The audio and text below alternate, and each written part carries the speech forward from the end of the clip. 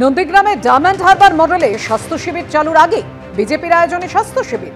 শুভেন্দু অধিকারীর উদ্যোগে নন্দীগ্রামে চালু হলো স্বাস্থ্য শিবির।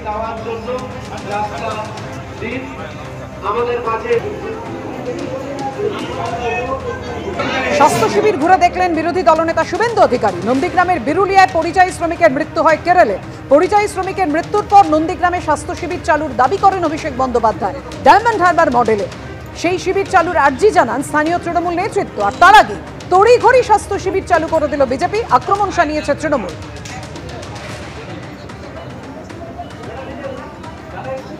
কথা বলবো, আমাদের সঙ্গে রয়েছেন আমাদের প্রতিনিধি বিটন চক্রবর্তী। বিটন, দেখো বাপিয়া, তোমাকে জানিয়ে রাখি যে কয়েকদিন আগে কেরলের একজন পরিযায়ী শ্রমিকের মৃত্যু হয়েছিল, যার বাড়ি নন্দীগ্রামে, এবং তারপরে কিন্তু নন্দীগ্রাম ব্লকের একাংশ তৃণমূল কংগ্রেস কর্মীরা তারা দাবি করেছিলেন যে নন্দীগ্রামেও যেন ডায়মন্ড হারবারের মতো অভিষেক বন্দ্যোপাধ্যায়ের উদ্যোগে যে সেবাশ্রয়ের নামে যে স্বাস্থ্য শিবির চালু হয়েছে সেই স্বাস্থ্য শিবির যেন চালু করা হয়।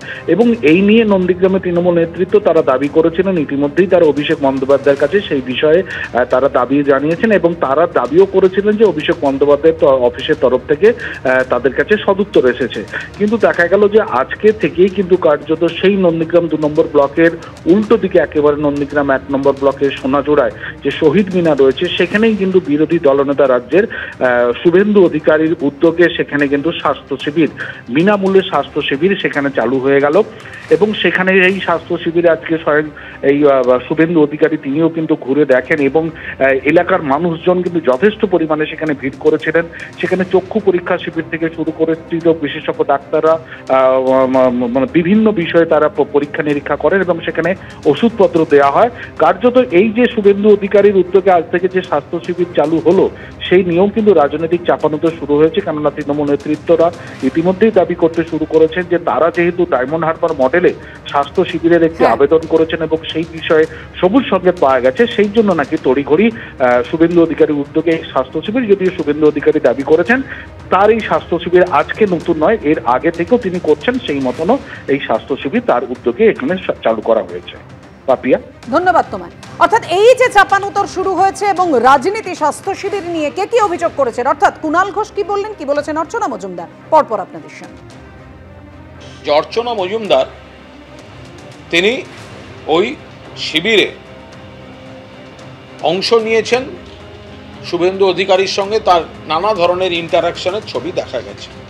প্রশ্ন হচ্ছে, জাতীয় মহিলা কমিশনের কোনো সদস্যা এরকম একটি দলীয় স্বাস্থ্য শিবিরে তিনি নাগরিক হিসেবে, ডাক্তার হিসেবে, যে হিসেবে হোক উনি যেতে পারেন কিনা, এই কারণেই তো আমরা বলেছি জাতীয় মহিলা কমিশন হচ্ছে বিজেপির শাখা সংগঠন, গণসংগঠন, যিনি নানা সময় জাতীয় মহিলা কমিশনের সদস্য পরিচয় দিয়ে রাজ্য সরকার এবং তৃণমূলের বিরুদ্ধে বিকৃত প্রচার করেন।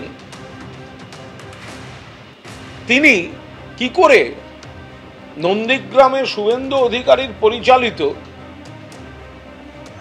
স্বাস্থ্য শিবিরে তিনি চিকিৎসক হয়ে উপস্থিত ছিলেন? তিনি চিকিৎসা করেছেন কি করেননি এটা বিচার্য বিষয় নয়। কেউ কোনো স্বাস্থ্য শিবির করলে সেখানে অন্য চিকিৎসকও রাখতে পারতেন, কিন্তু জাতীয় মহিলা কমিশনের সদস্যা তিনি কি করে বিজেপির শিবিরে যেতে পারেন? সত্যিই আমার দুর্দিন, কারণ আজকে আমাকে কুণাল ঘোষের মতো মানুষের একটা কুরুচিকর মন্তব্য বলবো, তার উত্তর দিতে হচ্ছে। আমি জানতাম উনি শিক্ষিত মানুষ, কিন্তু একজন বিরোধী দলনেতা, leader of opposition, which is a constitutional post, এবং তার সাথে একটা পলিটিক্যাল পোস্টের উনি পার্থক্যটা বোধহয় এক করে ফেলেছেন। এটা করা ভুল শুধু নয়, এটা তাদের পলিটিক্যাল ইগনোরেন্স। দ্বিতীয় কথা, আমি একজন মহিলা, আমি অন ডিউটিতে উইথ মাই শিডিউলড প্রোগ্রাম আমি আজকে এখানে এসেছি। লজ্জার কথা, আজকে 2000 পেশেন্ট, তার মধ্যে 1000 মহিলা, এদের সংখ্যা, এই মানুষগুলো তারা চিকিৎসা পায়নি, তারা প্রান্তিক। আমাদের এত স্বাস্থ্য ব্যবস্থার উন্নয়ন, অথচ আজকে এই ক্যাম্প এই 4টেই শেষ করতে হলো।